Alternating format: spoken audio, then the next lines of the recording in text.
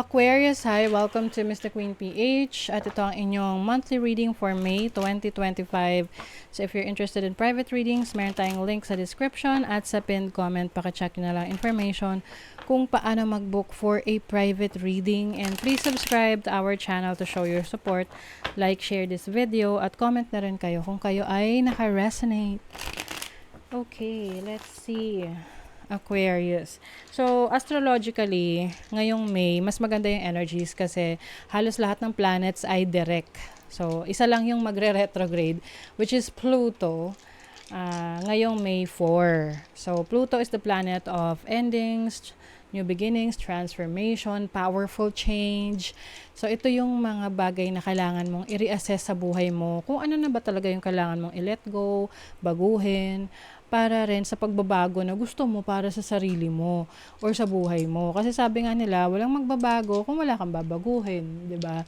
So, it's you reassessing na ano ba yung kailangan mo ng i-let go, things that are no longer serving you, can be a relationship, a situation, 'di ba? So, magiging malinaw 'yan sa iyo ngayong May. Okay, so let's see Aquarius. What's up? Energies for you ngayong May. You have the first house, which is about yourself. You have Mars in Cancer. Oh my God. So Aquarius, maaring medyo maging frustrating for you ang buwan ng May kasi parang ang kalaban mo rito sarili mo, no? Mars in Cancer, medyo hindi yan ganun ka hindi siya ganun ka komportable, no, si Mars sa energy ng Cancer. Because medyo restricting yung energy ni Cancer. Si Mars is like parang I want to do this, I want to do that, no? Kumbaga, andun ka sa point na parang meron kang tinitimbang sa sarili mo na ito gusto kong gawin pero biglang ayaw mo na ulit or mawawalan ka ng inspiration, mawawalan ka ng gana, hindi mo na naman gagawin. So, pay attention sa mga plano mo, no, na parang nagpo-procrastinate ka na lang. Paglabanan mo yon kasi parang maaring magkaroon ka ng stuck energy kung hindi ka talaga magte-take ng action. Especially that Pluto is in Aquarius. Kasi, Pluto ay magre-retrograde siya ngayong May. So, maaring parang urong-sulong yung energy mo na gagawin ko ba to o hindi? Or, 'di ba? Na parang yung iba sa inyo, maaring pag may nakita kayo na sign na wag ituloy, hindi nyo agad itutuloy. Kahit na minimal lang naman yon. Minsan kasi parang ayaw talaga natin gawin. Kaya naghahanap tayo ng sign na susuporta dun sa ayaw natin gawin. You get my point? 'Di ba? So, it's time to reassess yourself, what you really want, ano yung mga gusto mong magbago sa buhay mo, at you take action. You do it. Oo. Also, pay attention rin sa emotions mo ngayong May kasi pwedeng medyo maging intensified yung emotion mo na may mga pagkakataon na hindi mo mapigilan yung nararamdaman mo at meron kang masabi or magawa na hindi mo pinag-isipan and eventually pagsisihan mo. Okay? You have Manas. This is about yourself, self-awareness. So, magiging aware ka rin sa sarili mo, sa nararamdaman mo, yung mga pakikitungo mo sa ibang tao. Pwedeng yung iba sa inyo, meron kayong, mag-involve kayo sa isang pag-uusap ng, pwedeng sa family or sa isang grupo na magsasabi kayo ng mga nararamdaman nyo sa isa't isa. It's like parang open forum, ganyan, na yung mga whereabouts ninyo. So, maaring dyan makahanap ka ng mga bagong friends, bagong connections. Doon mo mas makikilala kung saan ka talaga nagre-resonate. We also have Hagala. So, this is disruption. This is about a challenge or merong pagsubok, no? So, you have to strengthen yourself, no? With energy ng Urus. Urus is about your vitality, your power, yung lakas mo. So, pinapakita rito na things can be challenging for you, pero meron kang sapat na lakas para ma-overcome yung challenge na yon. And also, I see na merong mga taong susuporta sa'yo, someone who values you, someone na naniniwala sa kakayanan mo. So, don't you worry, okay? So, let's see what else, Aquarius. For Aquarius ngayong May 2025. Oh, 'di ba? Strength, stability, endurance, stamina. Ayan. So, maaring yung iba sa inyo, literal, magpapalakas kayo ng katawan ninyo, kaya ay mag-gym, mag-exercise. This is strengthening your mind, body, and spirit. Okay? You also have grace, which is about blessing. So, maaring merong blessing kang marireceive ngayong May. This is a form of a person eh. So, itong blessing na to is isang tao na ipapadala sa'yo na tutulong sa'yo or someone who will parang support you, assist you kapag kailangan mo ng tulong. Oh, this can be a friend. I also see na malaking impact or malaking role ang gagampanan ng mga kaibigan or kaibigan mo sa'yo ngayong May. And I see also new friends new connections na makikilala mo. Or you will get to know. What else for Aquarius?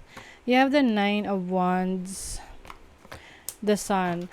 I like this energy kasi ito yung tipong pagkatapos ng challenge, ng mga efforts, pagtitiis, sakripisyo mo, meron tong magandang resulta. Ito rin yung you can say na it's worth it. Worth it naman yung hirap mo, yung pagsubok.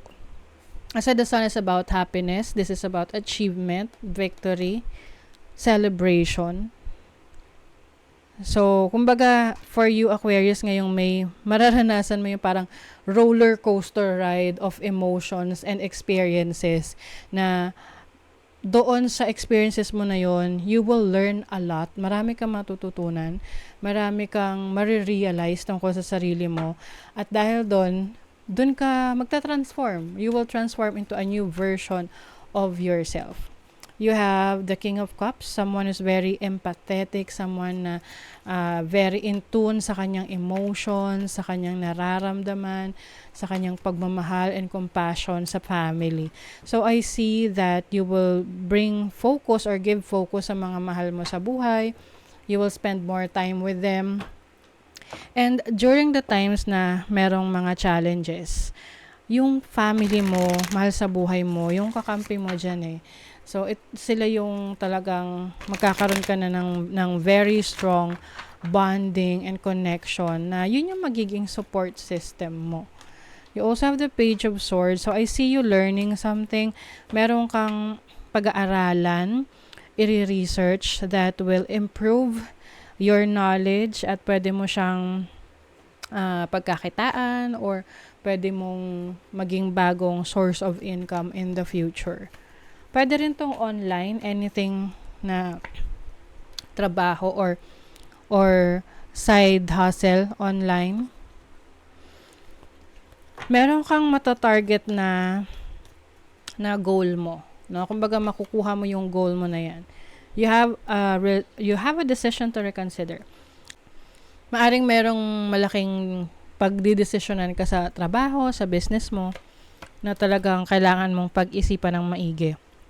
Yung iba sa inyo, meron kayong i-involve nyo yung sarili nyo sa mga charitable work na kung saan makakatulong kayo sa iba, mag-share kayo ng inyong blessings sa iba.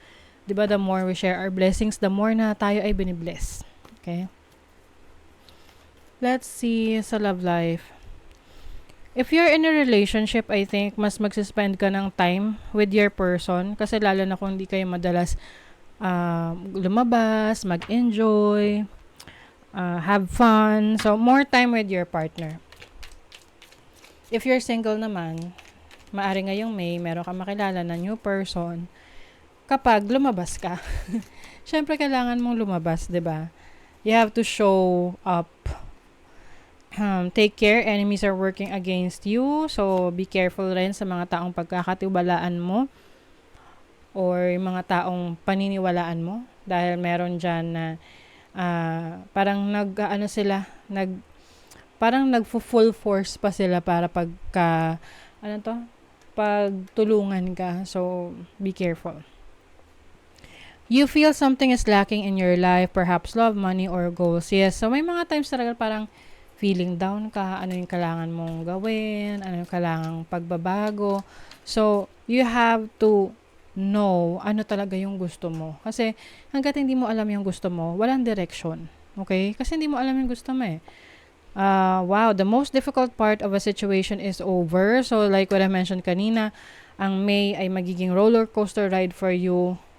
Roller coaster of emotions, merong ups, merong downs, but this will help you improve yourself. At kung ano man yung challenge na yan, matatapos rin yan ngayong May. An emotionally secure, loving family is important to you. So like what I mentioned kanina, your family, yan yung greatest support system mo na talagang bibigyan mo ng focus as well. Okay? So that is your reading, Aquarius. Thank you so much. See you again.